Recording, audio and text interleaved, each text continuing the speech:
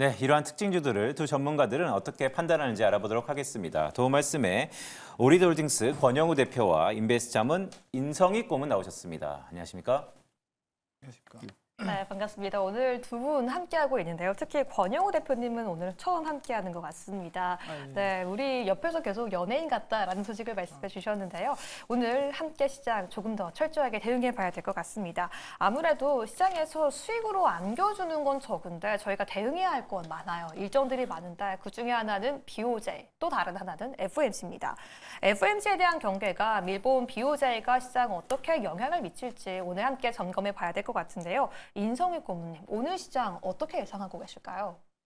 오늘 시장 뭐 어제 시장이나 오늘 시장이나 내일 시장이나 뭐 예상하기가 쉽지 않고 진짜 저는 하여튼 요즘 날씨도 게릴라성 폭우가 가끔 내리잖아요. 시장은 그런 것 같아요. 뭐 어느 틈에 갑자기 한쪽으로 몰려가지고 올라갔다가 오후 되면 또 쑥 빠지고 내일 되면은 또 예상외로 한 부분에서 또 올라가고 그러니까 어떤 시장을 예측하기보다는 그냥 시장이 움직이는 거에 따라서 대응하는 게 지금은 맞겠다라는데 대응하기도 쉽지 않을 것 같아요. 그러니까 뭐 주도주가 없다 보니까 뭐 미국이랑 거의 뭐 지금 뭐 디커플링이라고 얘기할 수도 없지만 전혀 관계가 없잖아요. 엔비디아 폭락을 해도 삼성전자 올라가고 뭐 실적 나오긴 했지만은 뭐 테슬라 빠져도 2차전지 어느 틈에 또 올라간 종목도 있고 그러니까 그건 관계없이 지금 하나의 어떤 모멘텀을 좀 찾고 싶고 그러니까 뭔가 기대고 싶은데 실제적으로 나오는 건 별로 없고 지금 뭐 FOMC 얘기 나오지만은 뭐 금리 인하는 거의 뭐 기정사실화 되고 있는 것 같고 시장은 그거에 분명히 반응을 했을 거란 말이에요. 근데 실제로 9월 달에 금리 인하를 하는데 시장은 반등을 하겠냐? 그것도 아닐 수도 있을 것 같아요. 그러니까 다만 그때까지 시장이 많이 빠진다 그러면은 금리 인하가 하나의 모멘텀 작용을 하겠지만은 현재로서는 그거에 대한 어떤 기대감이 있겠느냐 예상외로 빅스텝을 밟는다 그러면 그건 반응을 할 거예요. 하지만 현재로서는 그거에 대한 기대치도 이미 지나갔고 뭘 우리가 기대해야 될까? 11월 미국 대선을 기대해 볼까? 뭐 그거에 관련해서 움직이기인데 현재로서는 좀 모호하고 시장을 기댈 구석도 없고 주도주도 안 보이고 이러다 보니까 시장이 좀 게릴라성으로 움직이는 현상이 현재로서는 당분간 지속될 것 같고 어떤 하나의 모멘텀을 찾기 전에는 그런 상황 연속하는 게 현재로서는 맞고 그에 대응하는 매매가 적절하겠다 싶습니다. 네, 인성희 고문 말씀을 쭉 들어보니까 지금은 예측보다는 대응이 앞서야 되는 시장이다라는 말씀을 주셨는데 아까 말씀 중에 9월 달에 빅스텝 얘기를 하셔가지고 제가 하나 좀 여쭤볼게요. 자, 9월 달에 빅스텝, 즉 25베이스 포인트씩 인하하다가 50bp 인하한다는 거 아닙니까? 자, 그렇게 한 두 단계 먼저 인하를 한다는 것의 근저에는 경기가 워낙 안 좋기 때문에 인하한다. 즉 경기 둔화에 대해서 시장은 더 실망하진 않을까요? 제 생각엔 경기 둔화라기보다는요 어떤 자신감일 수도 있을 것 같아요. 지금 인플레이션 목표치 2%에 거의 지금 근접한 식으로 지금 얘기가 많이 나오고 있고 그동안 좀 많이 올랐기 때문에 이제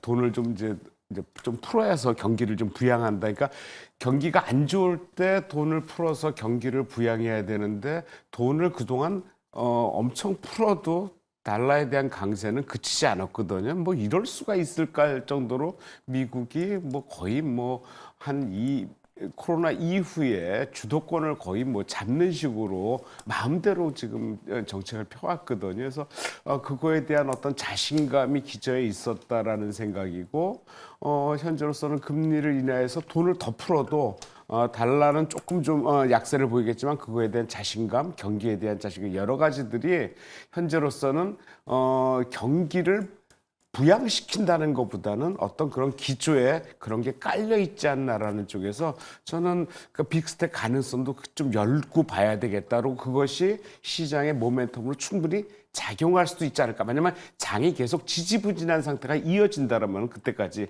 충분히 가능성이 있지 않을까라고 생각을 합니다. 지금 시장에서는 9월 빅스텝 인하, 여기에 더해 연내 3회 인하까지 논의가 되고 있는데요. FOMC에 대해서 함께 점검해 봤으니까 오늘 가시권에 있는 BOJ에 대해서도 함께 이야기해 봐야 될 것 같습니다. 권용우 대표님, 지금 시장에서 BOJ 금리 인상에 대해 고려하고 있다는 이야기도 들려오고 있고요. 엔캐리 트레이드라는 단어가 계속 들려오고 있어요. 저희가 오늘 시장 어떻게 좀 이 BOJ 회의를 대응해 봐야 될까요? 일본 BOJ 그 금리 인상에 대한 부분이 이미 사실 일본 같은 경우에는 양적 완화의 전략을 한 몇 개월 동안, 거의 몇 년 동안 채택을 해왔었습니다. 그렇게 해서 이제 다른 어떤 나라들보다도 국가의 가격 경쟁력을 많이 낮춰서 수출품에 대한 어떤 우선순위를 이제 접하려는 그런 목적으로 양적 완화를 많이 했었고, 그에 따라서 사실 금리 인상에 대한 어떤 이런 부분들은 이미 시장에 어느 정도 예상을 하던 부분이어서 사실상 크게 시장에 어떤 큰 영향을 주지 않을 것 같지만, 사실 이 BOJ 금리 인상이라는 이 부분보다도 저는 좀 더 중요하게 지금 봐야 되는 거는 역시나 연준의 금리가 더 중요하지 않나라는 생각이 듭니다. 왜냐하면 MC님께서 말씀을 하셨듯이 FOMC에서 연준이 금리 인하를 하는 것이 어느 정도 이제 시장에 반영이 됐다고 한들, 이게 경기 침체에 관해서 좀 더 방증을 하는 형태로 금리 인하의 얘기가 나오고 있기 때문에 그동안 코로나 때 같은 경우에는 이제 금리 인하를 했을 때 유동성을 공급하면서 어떤 자산 가격이 버블이 나타나는, 화폐 가치가 떨어져서 자산 가격이 좀 높게 나오는 형태로 좀 주식이라든지 자산시장, 금융상품 시장에서 상승세가 나왔다면, 이번에는 반대로 수요 둔화에 따른 소비 위축이 어떤 자산 시장에서 가격 하락으로 이어지지 않을까라는 그런 우려감이 계속 지속이 되고 있고요. 그에 따라서 사실 지금 국면에서 어떤 반도체라든지 그동안 빅테크 기업들이 조정이 나오는 것도 이런 부분에서 맥락을 함께 한다라고 보고 있습니다. 그렇기 때문에 이 금리 인상, 일본 BOJ 금리 인상 사실 크게 중요하지는 않은 것 같고, 그것보다는 FOMC 위주로 좀 대응을 하면서 현명하게 매매를 하는 게 좋다고 생각을 합니다. 네, 권영우 대표의 말씀을 좀 요약해 보면 BOJ야 올해 3월 달에 금리 인상을 한 다음에 띄엄띄엄 하니까 시장에는 이미 노이즈다, 즉 큰 여파는 없을 것이다. 오히려 FOMC가 훨씬 더 중요하다. FOMC의 금리 인하의 근저에 딸려 있는 경기 판단이 매우 중요하다라는 말씀을 주셨습니다. 자, 권영우 대표께 한 번 더 여쭤볼게요. 자, 그렇다면 오늘장 여전히 혼탁한 우리 시장을 이제 시작하는 것인데 전략 한마디를 좀 들어볼 수 있을까요?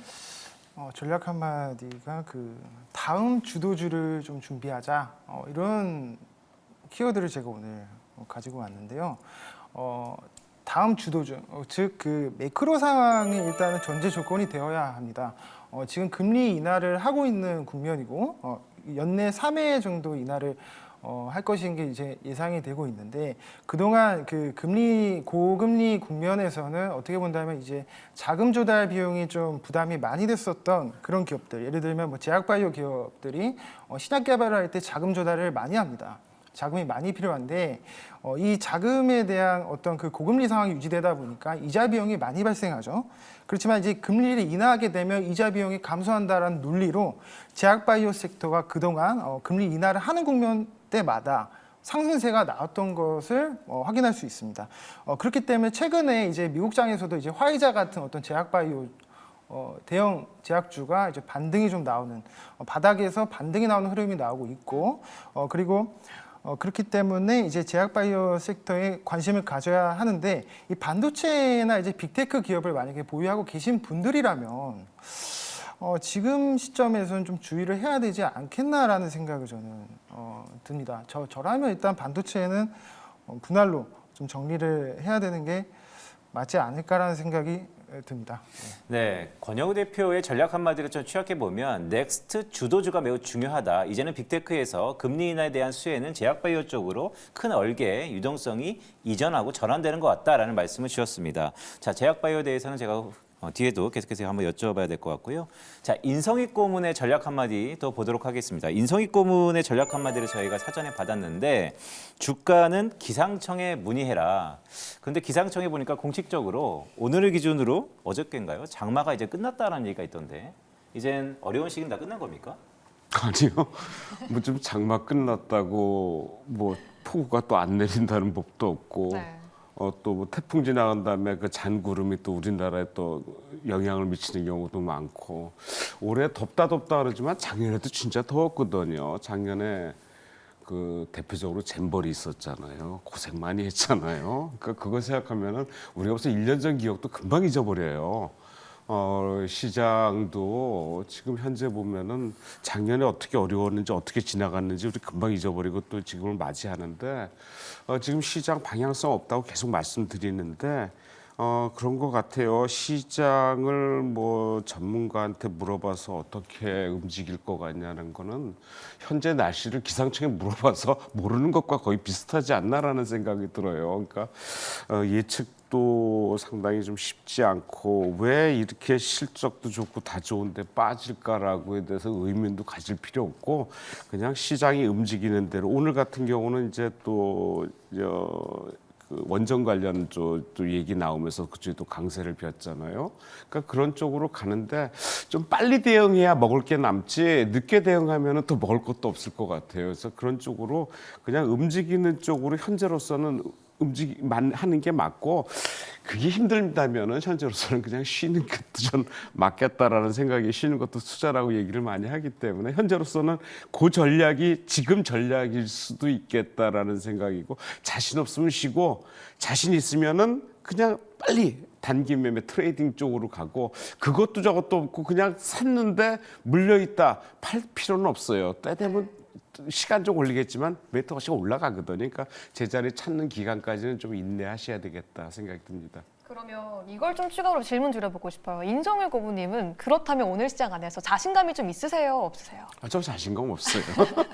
그렇다면 예. 오늘은 조금 관망하는 전략이 유리하다로 저희가 함께 이해해 보도록 하겠습니다.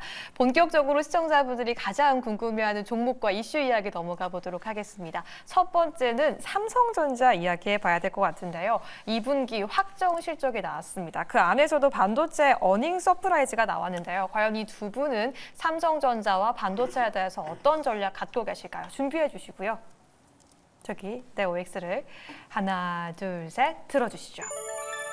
X와 O 서로 다른 의견을 주셨어요. 오늘 시장에 자신감은 없다라고 했지만 O를 들어주셨던 만큼 한번 질문을 먼저 드려보고 싶어요. 반도체, 삼성전자 산다라고 말씀해 주셨는데 어닝 서프라이즈가 나왔기 때문인가요? 삼성전자는 저는 사는 게 맞는 것 같아요. 왜냐하면 지금 뭐 우리가 엔비디아 따라갈 것도 아니고 그냥 우리 자체로 본다면 삼성전자의 실적은 거의 서프라이즈급이거든요. 이런 상태에서 삼성전자가 안 올라간다? 이거는 전체적인 시장 분위기지 이 종목에 대한 문제는 아니라고 봐요. 그렇다고 삼성전자가 지금 많이 올라가느냐 그렇지 않고 조정을 충분히 받았고 기술적으로 60일 이동평균에 딱 걸쳐서 리바운딩을 하는 거거든요.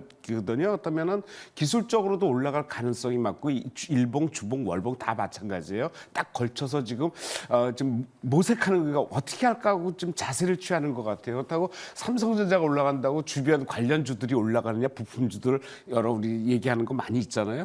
그것들이 올라가는 거에는 시간이 좀 걸릴 것 같고 일단은 삼성전자만 따지고 봐서 올라갈 가능성은 충분히 있다. 하지만 지금 시장 자체가 문제이기 때문에 전체적으로 좀 걸리는데 뭔가 예상 외에 어떤 모멘텀 어디서 뭔가 나왔을 때 그 가능성은 상당히 크지 않겠냐로 시장 지수가 많이 빠지면 그것도 하나의 모멘텀이 될 수 있어요. 지수가 빠졌기 때문에 전체 지수를 올리는 대표적인 삼성전자가 올라가면서 대형주들이 이끌어주는 하나의 모멘텀이 될 수 있기 때문에 그런 쪽에서는 삼성전자는 계속 관심을 갖는데 그 외에 반도체주는 약간 좀 퀘스천이다라고 얘기해야 될 것 같습니다. 자, 인성익 고문의 말씀을 쭉 들어보면 참 삼성전자는 글쎄요 가격이 많이 내려왔기 때문에 지금이 조금은 편한 자리다라는 생각이 계속 드는데 그러면 SK하이닉스도 한번 여쭤볼까요? SK하이닉스도 편한 자리입니까? SK하이닉스, 삼성전자, 뭐 얼마 전까지 HBM3 관련해 갖고 엔비디아에서 통과됐느냐 안 통과됐느냐, 뭐 지금 하이닉스에 대한 그거는 문제가 없죠. 지금 다 통과해서 이미 지금 가고 있고, 삼성전자는 HBM3 이 확장형이 저가형으로만 들어간다는 얘기가 나왔고, 그러니까 그게 다시 전체적으로, 그러니까 엔비디아가 실제적으로 주문을 다 받겠다면 하나의 모멘텀이 될 수 있고, 그 하이닉스는 그거에 관해서는 관계는 없어. 약간 좀 삼성전자보다는 뒤떨어지는 면이 없지 않아 있는데, 하이닉스 실적도 나쁘지 않거든요. 하지만 둘 중에 만약에 사라면 저 개인적으로는 삼성전자 쪽에 조금 좀 무게를 좀 두고 사는 게 맞겠다라는 생각이고, 아무래도 하이닉스도 많이 빠지긴 뭐 기술적으로 62동평이 다 같이 물려 있는데 시동을 건다라면 전 개인적으로는 하이닉스보다는 삼성전자 쪽에 조금 무게를, 왜냐하면 오늘 실적 나오고 뭐 반도체 쪽에 실적도 좋지만 그 외에 뭐 핸드셋 관련해가지고, 그다음에 얼마 전에 뭐 인수했던 하만 관련, 하만도 이제 플러스 나오기 시작했거든요. 그러니까 여러 가지 상황들이 하이닉스의 한쪽으로 반도체 집중한 것보다는 좀 분산되는 게 전체적으로 다 좋게 나오는 삼성전자에 좀 점수를 더 주고 싶다는 생각입니다. 자, 인성희 고문에게 제가 초반부터 조금 짓궂은 질문 드렸는데 결국 삼성전자, SK하이닉스 선택과 집중 측면에서는 여러 가지 비즈니스 이 분야가 넓은 삼성전자가 조금은 더 편하다라는 말씀을 주셨습니다. 자, 권영우 대표한테 좀 여쭤볼게요. 권영우 대표가 삼성전자는 X를 드셨어요.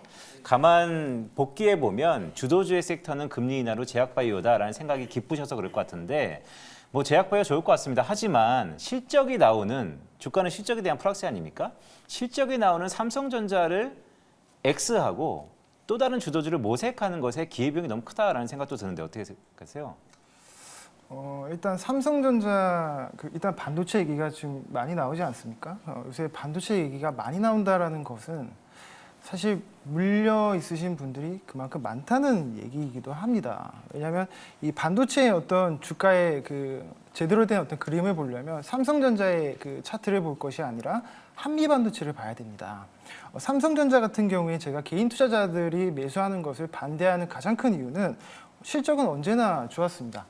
그러나 이 삼성전자라고 하는 시가총액이 가지는 무거운 종목의 특징은 뭐냐면, 우리나라 파생 시장이 글로벌에서 한 세계 3위 정도 됩니다. 이 파생 상품 시장에서 항상 수익을 거둬들이고 승리하는 투자자들이 있는데, 그게 바로 외국인입니다.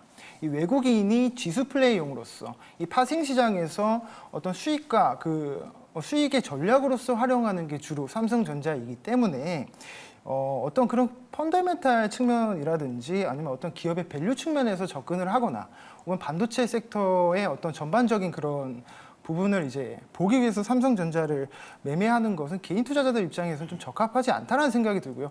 오히려 만약에 반도체 정말 사고 싶다, 그러시다면 한미 반도체를 공략을 해보는 게 좋지 않을까라는 생각이 듭니다. 저는 삼성전자는 개인 투자자들이 사기에는 좀 그렇지 않나라는 생각이 좀 많이 드는 편입니다. 네, 반도체를 매수하고 싶다면 삼성전자보다는 한미반도체, SK하이닉스도 아니고 한미반도체라고 말씀해 주셨습니다. 물론 한미반도체도 제가 매수를 권해드리는 건 아니지만 네. 굳이 반도체를 매수하겠다면 한미반도체가 낫지 않을까. 좋습니다. 여기까지 삼성전자 이야기 함께 마무리해 보도록 하고요. 오늘 두 번째 섹터도 함께 이야기해 보도록 하겠습니다. 바로 원전 섹터를 이야기해 봐야 될 것 같은데요. 바로 대통령발 호재성 이슈가 주가의 투심을 다시 한번 끌어올리고 있죠. 원전 섹터, 원전 테마가 이제는 정부가 바뀔 때마다 등락을 보이면 안 된다라고 이야기하면서 특별법을 발의할 것을 고려하고 있다라고 밝혔습니다. 과연 오늘의 두 대표님들은 어떻게 고민하고 있는지 함께 의견 들어봐야 될 것 같은데요. 준비해 주시고요. 하나, 둘, 셋 들어주시죠. O와 X 들어주셨어요. 인성희 고모님 같은 경우에는 삼성전자는 산다라고 말씀해 주셨어요. 원전에 대해서는 어떤 다른 의견 갖고 있는지 궁금하거든요. 오늘 원전주들이 많이 올랐어요. 내일 간다는 보장 절대 없어요. 하지만은 최근에 원전주들이 전체적으로 밀렸어요. 오른 게 아니거든요. 그러니까 많이 올라가다가 최근에 한 한 달 이내 사이에 좀 많이 밀렸거든요. 밀린 데 대해서 오늘 상승분 내일 더 올라갈 가능성도 있겠다라는 생각이 오늘 장중에 뭐 충분히 조정을 받을 거예요. 지금 두산 에너빌리티가 지금 대장주 역할을 하고 있는 것 같아요. 루마니아 관련해 가지고 그 이제 무슨 기준을 통과했다 얘기 나오는데 두산 에너빌리티의 실적이 올해 엄청 좋아져요. 그러니까 두산 에너빌리티만 좋아지는 게 아니라 관련 엄전주들이 좋아지고 현재 그 윤석열 정부에서 밀 수 있는 유일한 정책인 것 같아요. 왜냐하면 그 전에 정권에 바뀌기 전에는 뭐 태양광이 있다, 뭐 여러 가지 얘기가 또 나오고 그게 뭐 다들 정치 논리로 지금 경제가 휘둘리는 상황이 계속되는데 원전은 진짜 정권이 바뀌든 뭐가 어떻게 되든 간에 진짜 우리가 살 수 있는 가장 근간에 있는 쪽이다 그러고 뭐 대형도 아니고 SMR 소형 원전 관련해 갖고 이제 수익성이 좀 많이 나오고 우리가 좀 기술력을 좀 많이 갖고 있잖아요. 그거에 대해서 상당히 우리가 좀 그쪽으로 좀 드라이브를 걸어서 이제 수익을 내야 되는데 두산 엘리베 같은 거 대체적으로 그러니까 이 개별적으로 이 종목을 보면은 얼마 전에 급등을 했다가 아주 장중에 급락하는 적이 대량 거래 터지고 외국인이 엄청 팔아대는 날이에요. 그러니까 외국인이 거의 한 달 동안 500만 주 이상 매수를 했다가 그날 하루에 싹 한 반 정도를 팔고 아직도 한 200만 주 이상 매수를 하고 있거든요. 그래서 그런 데에 가능성을 보자로 오늘 기술적으로도 어제 한번 반등을 했고 오늘 재료 나오면서 튀었고 그렇다면은 그 전에 고점까지는 못 가더라도 가능성은 열어봐야 되지 않겠냐로 실적이 워낙 좋아지고 있고 관련해 갖고 여러 정책들이 우호적으로 나가고 있고 뭐 체코 EU 루마니아 그 유럽 쪽으로 원전에 대한 그 모색이 상당히 많거든요. 그렇다면은 현재로서는 실적도 좋아졌지만은 나쁠 것보다는 좋을 수 있는 환경이 좀 더 만들어지고 있다. 주가는 좀 조정을 받았다. 이런 쪽에서 거래량도 최근에 좀 몰리고 있다. 이런 여러 가지 상황들에서 조정 보일 때는 매수 올라가면은 또 뭐 현재 장은 트레이딩 쪽이니까 그런 쪽에서 매매를 하는 게 상당히 효율적이고 없는 섹터 중에서 유일하게 좀 나올 수 있는 어떤 그런 쪽이 아닌가라는 쪽에서 한번 관심을 가져볼 필요 있다 생각이 듭니다. 자, 인성이 고문이 주로 주식을 볼 때 수급을 많이 보시잖아요. 그렇다면 오늘 원전주의 중장기적인 흐름에 대해서 긍정적으로 보셨는데 자, 이런 얘기하기가 좀 그렇지만 꼽자면 탑픽 종목을 꼽자면 어떤 게 있을까요? 저는 두산 엘리베이터 뽑아요. 왜냐하면 그게 혼자 올라간 것도 아니고 오늘 좀 강하게 올라간 거거든요. 그렇다면은 아무래도 뭔가 장이 암만 트레이딩이고 수급이라도 대장주 역할을 하는 거는 있어야 된다고 보고 그런 쪽에서는 지금 한전산업하고 두산 엘리베이터 두 개인데 거기서 오늘 거래량이 좀 터진 두산 엘리베이터가 좀 더 유리하다 생각이 듭니다. 네, 좋습니다. 두산 에너빌리티를 탑픽으로 꼽아주셨고요. 권용우 대표님은 X를 들어주셨어요. 원전주 안 산다라고 말씀해 주셨는데 시장에서 지금 오전부터 기대감이 가득하거든요. 그런데도 안 산다라고 말씀하신 거는 지금의 상승은 좀 부담스럽다라고 보시는 걸까요? 일단 그렇기도 하고 사실 그 원전주의 상승은 지금 전일 있었던 체코 원전 24조 수주와 더불어서 원래 24조 수주만 했으면 재료 소멸로 빠질 가능성이 사실 더 높은 게 사실이거든요. 그런데 오늘 이제 그 윤석열 대통령이 원전 산업 지원 특별법 제정의 필요성을 이제 강조하게 되면서 기존의 체코 원전 수주 24조 원 수주를 이어서 이제 1,000조 원대 그 발판으로 체코를 발판으로 1,000조 원대 원전 시장 진출하겠다 뭐 이런 이제 그 미래의 어떤 지향성 있는 그런 발언을 했기 때문에 주가가 이런 측면에서 좀 반응이 나왔던 것 같고 단순히 어제 만약에 24조 원어치 수주만 있었다면 그런 이벤트로는 재료 소멸로 빠졌을 가능성이 높다. 그러니까 앞으로 수주가 어떻게 나올지도 모르고 그 기간이 얼마나 길어질지 모르기 때문에 오늘 진입하는 것은 조금 고려를 해봐야 되지 않나라는 생각이 들고 오히려 진입을 해야 되겠다는 생각이 든다면 좀 이렇게 눌림목일 때 주가가 좀 많이 빠졌을 때 매수 접근을 하는 게 유리하지 않겠나라는 생각이 듭니다. 네.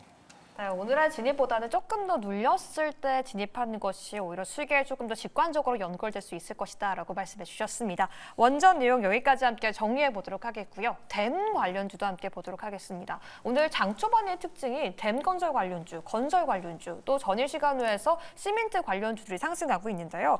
다양한 이슈들이 있습니다만 그중에 하나가 바로 정부가 기후위기 대응을 위해서 14곳 댐 건설 후보지를 공개했기 때문입니다. 과연 두 분은 어떤 의견 갖고 있는지 함께 들어보도록 할게요. 준비해 주시고요. 들어주시죠. X와 X, 두 분 다 X라고 들었는데 윗꼬리가 길게 달리고 있긴 합니다. 네, 이거는 제가 뭐 인서희 고문한테 먼저 여쭤볼게요. 뭐 X를 드셨는데, 자 원전도 그렇고 댐도 그렇고 이 정부가 시장을 뭐 조성하는 건 아니지만 계속 드라이브를 건다라는 생각이 드는데 이거 도대체 왜 그러는 겁니까? 때문 아닌 것 같아요. 원전은 아무래도 수출 관련해가지고 수익성이 나는 부분인데 댐은 지금 갑자기 느닷없이 어제부터 얘기가 나와가지고 워낙 많이 빠지던 종목 업종이 돼서 이제 일회성으로 좀 올라가고 이미 또 오늘 같은 경우는 벌써 오전에 올라갔다 차익 레벨이 나오는데 아마 그 수급에 의해서 좀 움직일 수는 있을 것 같아요. 많이 빠지면 진짜 발 빠르게 매매하시는 분들이 이쪽에서 수익도 충분히 찾을 수 있겠다 생각하는데 그냥 죽는다 이렇게 말할 수는 없고 거래량이 어제에 비해서 오전에 벌써 한 3배 이상 터지는 거 봐서는 이쪽에서 며칠 정도는 갈 수 있을 것 같다 생각했는데 추세는 저는 없다고 봐요. 왜냐하면 이 관련주들 뭐 대표적으로 우원개발, 뭐 이화공영, 투수건설, 동아건설 뭐 이런 종목들이 있는데 실적이 안 좋아요. 실적이 연결되지 못하고 댐 건설이라는 게 하루 만에 되고 뭐 1년 만에 수익이 나는 게 아니란 말이에요. 상당히 길어가고 또 정권 바뀌면 그때 또 어떻게 될지도 몰라요. 이게 거의 14년 만에 댐 건설 얘기가 나온 거예요. 문재인 정권 이후에 14년 만에 지금 얘기가 나오고 있는데 이게 뭐 정권에 따라서 변화가 있고 지금 뭐 워낙 뭐 폭우가 게릴라성으로 갑자기 뭐 집중호우가 되고 그런 거에 대해서 얘기가 나오는 거기 때문에 이건 좀 뭔가 모르게 좀 일회성에 그칠 가능성도 있다. 수급에 의해서 움직인다. 가능성은 단기 트레이딩은 가능할지 모르지만은 지속성은 없다. 실적이 안 받는다라는 쪽에서 일단은 지나가는 뭐 게릴라성 폭우 중에 하나다라고 생각하고 거기에 빠르게 맞대응하는 자신 없으면 붙지 않는 그런 방법이 현재로서는 제 생각입니다. 좋습니다. 폭우는 피하는 게 상책이다라고 말씀해 주셨는데요. 댐 건설 관련주 테마인 건 인정합니다. 하지만 지금 시장 자체가 테마적인 종목들만 움직이고 있기 때문에 테마적인 종목들을 무시할 수는 없거든요. 여기에 더해서 함께 오르는 종목들이 시멘트 종목들이 눈에 띄는데 이게 또 우크라이나 재건 관련주와도 함께 묶이고 있어요. 그렇다면 단순히 오늘 하루의 댐 관련주 단발성 이슈가 아니라 연속성을 좀 기대해 볼 수 있지 않을까라는 기대도 있거든요. 오늘 처음으로 사실 그 고문님과 의견이 같이 나왔던 부분이 이 댐 건설 관련주인 것 같습니다. 네. 이 댐 건설 관련주는 사실 제 생각에도 그야말로 단발성 테마일 뿐이고요. 사실 그 거래 대금을 보더라도 이전에 있었던 대왕거래 테마만큼 강한 어떤 거래 대금이 유입이 되는 것도 아니고 말씀하신 것처럼 이제 재건이랑 엮일 수 있지 않는가 이렇게도 설명해 주셨는데 사실 그 종목 하나하나 이제 살펴보면 재건이랑 그 명확하게 단일 테마로 엮여 있는 종목군이 따로 있고 이 댐 건설에 엮여 있는 종목군들이 따로 있습니다. 이 댐 건설 관련주 같은 경우 이화공영이라든지 자연과 환경 예전에 이제 그 4대강 사업할 때 이제 그 관련해서 이제 뭐 하천 보수 그런 보수 사업을 하는 어떤 그런 중소형 건설주들이 지금 그 강세가 나오고 있는데 그러니까 이런 댐 건설 관련주는 그야말로 말씀드렸다시피 단발성으로 보고 만약에 테마를 공략하고 싶다면 대왕거래 테마가 아직도 유효하다고 저는 보고 있습니다. 댐 건설 테마주는 오늘 만약에 갖고 계신 분들이 있다면 매수보다는 매도 전략이 유효하지 않은가라는 생각이 듭니다.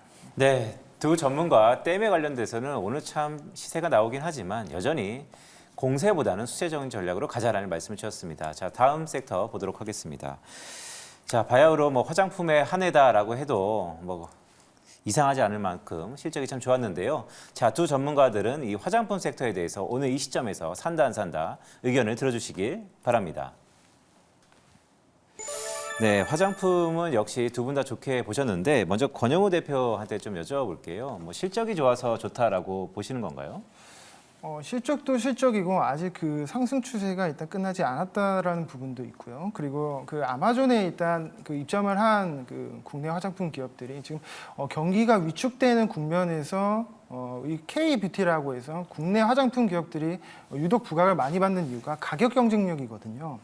지금 그동안 뭐 아모레퍼시픽이라든지 뭐 LG생활건강 같은 이런 어떤 그 대형 화장품 회사들이 주목을 받지 못하고 오히려 실리콘투라든지 뭐 삐아, 마녀공장 이런 중소형주단들이 주목을 받는 이유는 단연컨대 이 가격 경쟁력에 있습니다. 또한 이제 미국에다가 이 중국향 매출이 아닌 미국향 매출이 지금 증가하고 있고 또 이제 아마존이라는 일단 온라인 그 마케팅을 이용해서 상품 판매가 나오는 부분 그리고 이 강달러 국면이 계속되고 있기 때문에 환차익 부분도 무시를 못합니다. 그렇기 때문에 화장품단 같은 경우에는 지금도 계속적으로 추가 상승이 나올 수 있는 부분이고 아직 실적 발표가 나오지 않았습니다. 저는 분명히 좋아질 거라고 생각이 들고 아마 그 대장주부터 아마 실적 발표가 나오면 전고점 부근까지는 노려볼 만한 상승이 나오지 않을까라는 생각이 듭니다. 자, 권혁기 대표가 말씀하신 걸 쭉 들어보니까 드디어 이제 실적 발표가 임박했다. 워낙 좋게 나올 것이다. 그런데요, 요즘에 실적 좋게 나오면 다 빠지지 않습니까? 혹시 화장품을 갖고 계셨던 기보유자들은 야, 화장품마저도 이 서프라이즈 실적이 나왔는데 주가가 빠지는 거 아닌가 이런 우려감이 있거든요. 그거에 대해서는 어떻게 생각하세요? 그럴 수 있습니다. 근데 이 어닝 서프라이즈가 나왔을 때 재료 소멸로 빠지는 경우와 그리고 어닝 서프라이즈가 나왔을 때 추가 상승이 나오는 이 두 가지 경우가 있는데 화장품은 어닝 서프라이즈가 나오고 추가 상승이 나올 수 있는 섹터라고 생각이 듭니다. 왜냐하면 반도체나 뭐 전력기기 그러니까 이런 섹터들은 지금 뭐 어닝 서프라이즈가 나와도 그동안의 바닥에서 사실 400~500% 정도 상승이 나왔고 오랫동안 지금 그 거의 뭐 1년 내내 이런 얘기가 나왔기 때문에 이제는 좀 피로감이 좀 누적되었던 부분이 분명히 있고요. 화장품 같은 경우에는 가파르게 상승하고 그 다음에 지금 어떤 기간 조정과 가격 조정 거친 이유기 때문에 이런 지금 단기 박스권 하단 부분에서는 실적 발표가 나왔을 때 윗꼬리일지 몰라도 상승이 한번 나올 수 있다라고 저는 보고 있습니다. 네, 좋습니다. 여기까지 화장품주 이야기하고 있는데요. 인성일 고모님께도 좀 질문 드려보고 싶어요. 오해 의견 들어주셨는데 오늘 인성일 고모님과는 날씨 이야기를 많이 하게 되는 것 같아요.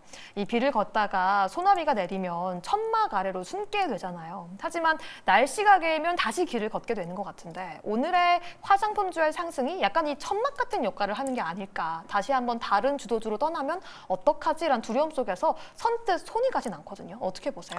강하진 않은데 꾸준할 것 같다는 생각을 해요. 왜냐하면 이게 뭐 화장품주들이 얼마 전 그러니까 2분기 때 상당히 강하게 나왔어요. 왜냐하면 실적 때문이었거든요.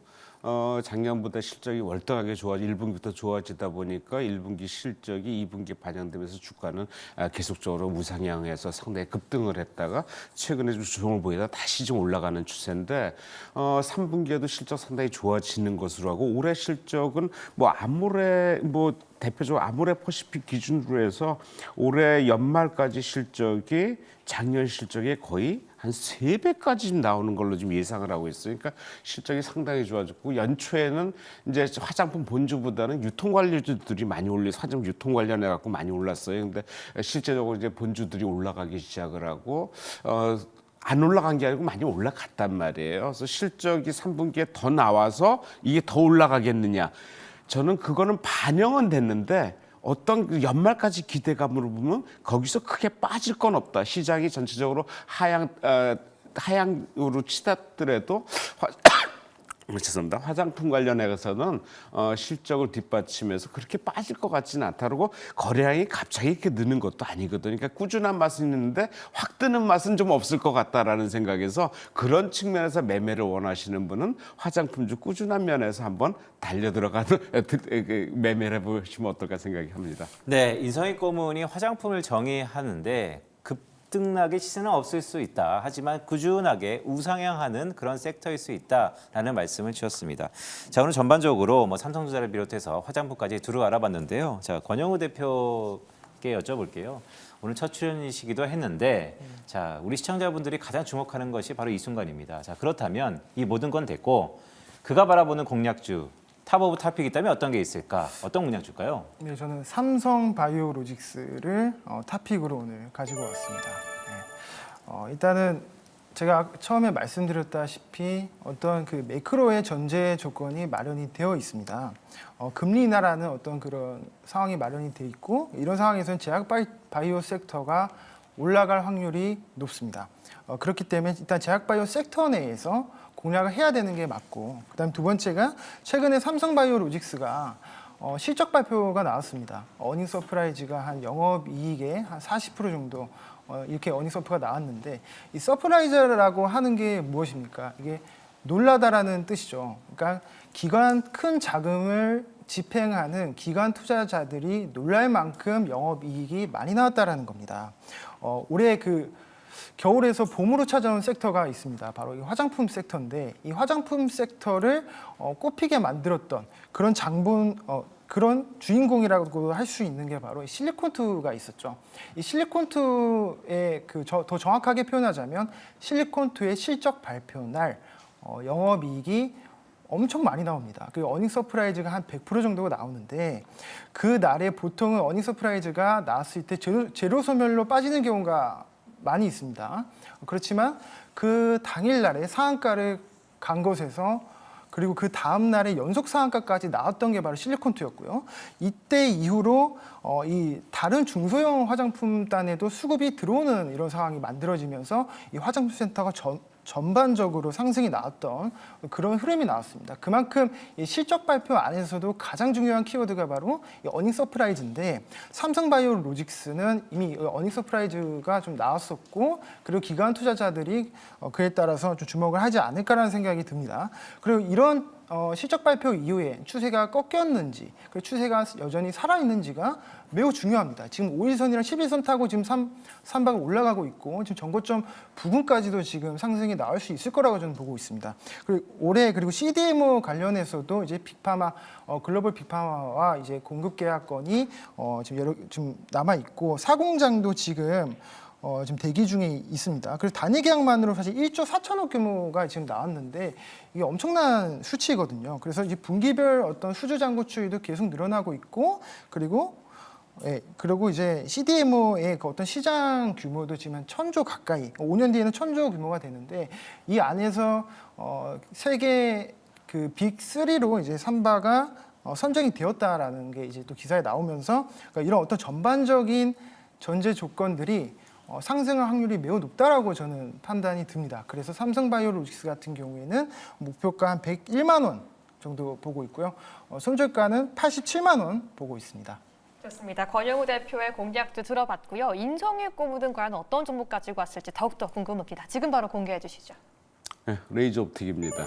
예, 뭐 이런 시간 보면 특수한 종목들을 많이 요구하셔서 좀 재미는 없을 것 같은데 한번 가능성 있는 종목으로 한번 좀 골라봤는데 이게 올해 2월 상장됐어요. 상장가 이하로 지금 엄청 거의 반토막 이상 난 종목이에요. 반토막 이상 난 종목들이 많지 않은데 6개월 지났으니까 보유예수 물량도 또 나올 거예요. 근데 보유예수 물량이 꼭 나온다고 주가가 빠지느냐 예상외로 나오기 전에 띄우는 경우도 있어요. 그래서 그런 쪽에서 한번 생각해보고 이 회사가 시총이 1,000억밖에 안 돼요. 비슷한 회사 이게 의료기기인지 화장품 관련인지 헷갈릴 텐데 비슷한 종목이 이제 하이로닉이라는 그 화장품 관련 그 기계가 있어요. 이거 그런 것들이 지금 시총이 한 1조 1,500억이거든요. 그러니까 매출은 그보다도 많고 수익도 좋은데도 불구하고 지금 1,000억 수준밖에 안 돼 이 회사가 그러면 충분히 가능성이 있지 않나 생각이 드는데 1분기 실적은 안 좋아요. 왜냐하면은 코스닥 상장하면서 일회성 비용 많이 들어가고 또 미국 진출하면서 프로모션 광고비 여러 가지 있는데 2분기 실적 잘 나왔거든요. 올해 연말까지 가면 실적 작년보다 상당히 좋게 나올 것 같다라는 생각에서 최근에 개인 매수도 들어가고 있고 좀 뭔가 당금질을 하는 것 같아요. 그래서 그런 쪽에서 한번 관심 있게 한번 보시면은 제가 보기엔 좋은 결과 있지 않겠나 생각이 드는데 목표가는 내려오면서 그러니까 저는 내려오면서 매물대 좀 걸린 부분이 한 12,000원 선에 걸린 부분이거든요. 그래서 한 12,500원까지 1차 목표가를 갖고 매매하시면 어떨까 생각합니다. 네, 알겠습니다. 오늘 권영욱 대표는 삼성바이오로직스를 인성일 고문은 레이저 업텍을 추천하셨습니다. 두 전문가 수고하셨습니다.